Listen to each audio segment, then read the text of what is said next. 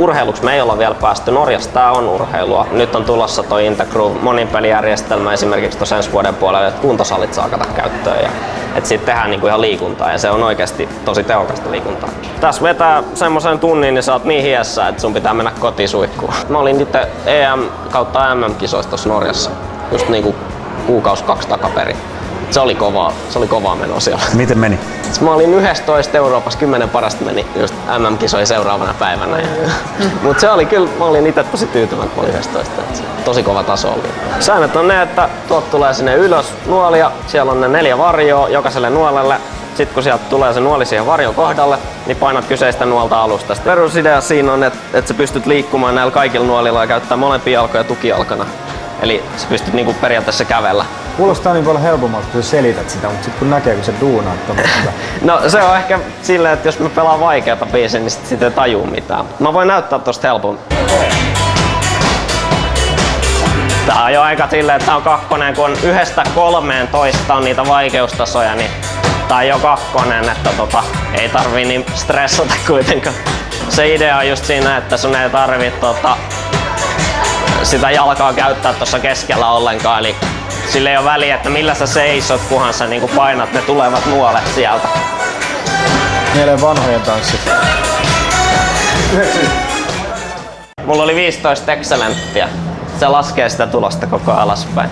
Eli kaikki pitäisi olla fantastic. Niin siis se taimi, että miten ne osuu. Joo, se on just se taimi, eli pitää osua mahdollisimman tarkasti. Niin.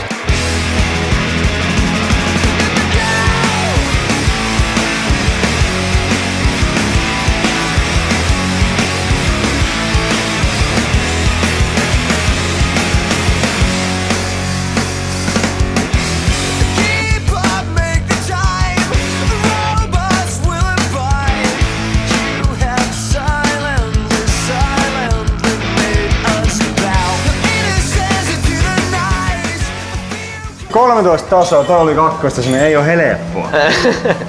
Ja ensimmäinen erä lähtee tästä.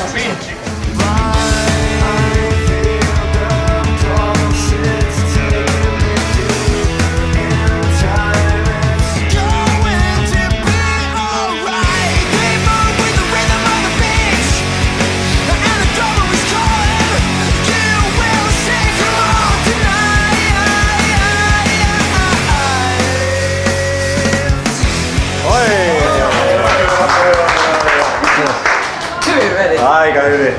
Eikö tehdä niin, että Jukka parhaana meistä niin haastaa? Joo. Kyllä tässä on sen verran treenattu.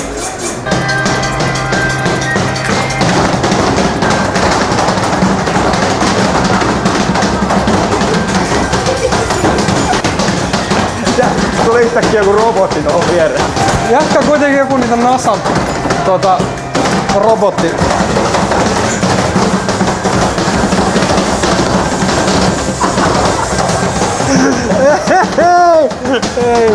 Ei oo mahdollista. Okei. Kiitoksia. Hei, kiitos kaikille. Oli mielettömän hauska peli. Oli. Kyllä me ymmärretään ja kohta. Kyllä.